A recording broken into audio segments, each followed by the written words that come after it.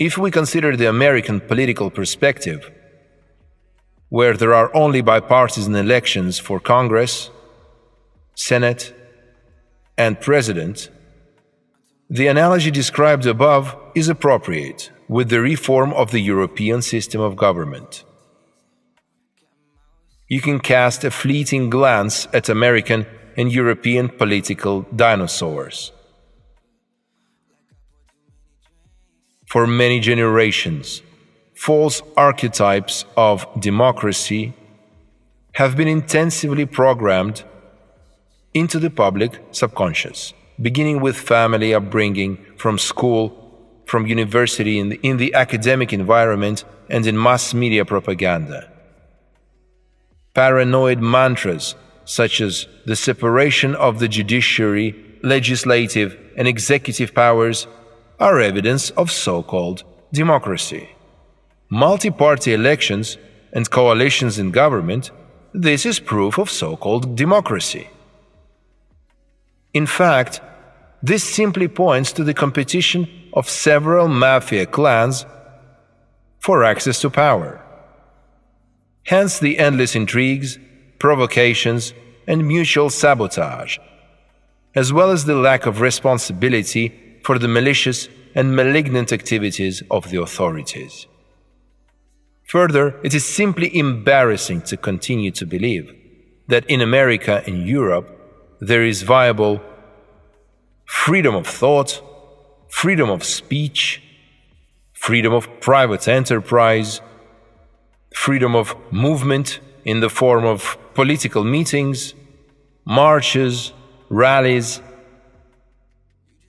Considering the global events that began on March 15, 2020, in all countries of the world, where state bureaucracy demonstrated convincingly how easily it can usurp power, easily organize a sluggish coup d'etat, can easily organize a total disinformation campaign, and aggressively suppress scientific, professional, and personal dissent, give way to illegal violence against the physical human body and a civilized way of life.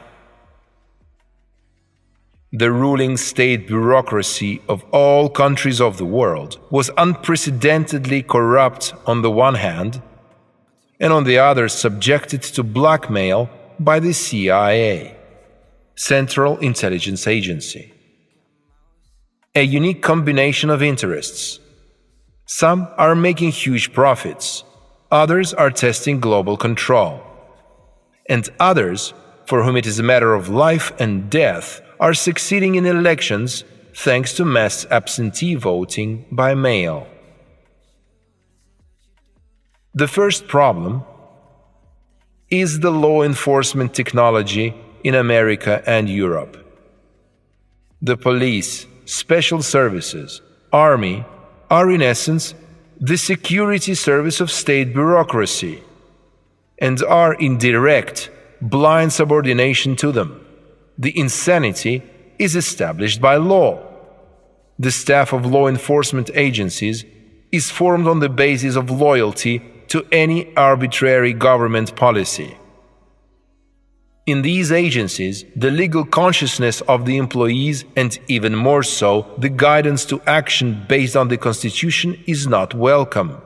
Their salaries, social benefits, and careers depend on those who issue criminal decrees for them. So they are loyal to the authorities and not to the democratic law.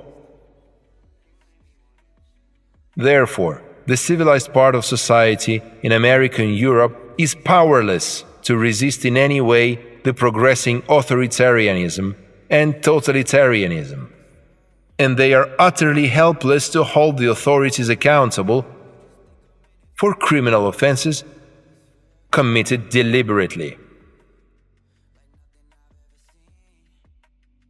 It is unfathomable that at the dawn of the third millennium, there is such a level of social degradation in all countries of the world that allows political ghouls and vampires to have enough electoral support to easily gain power today.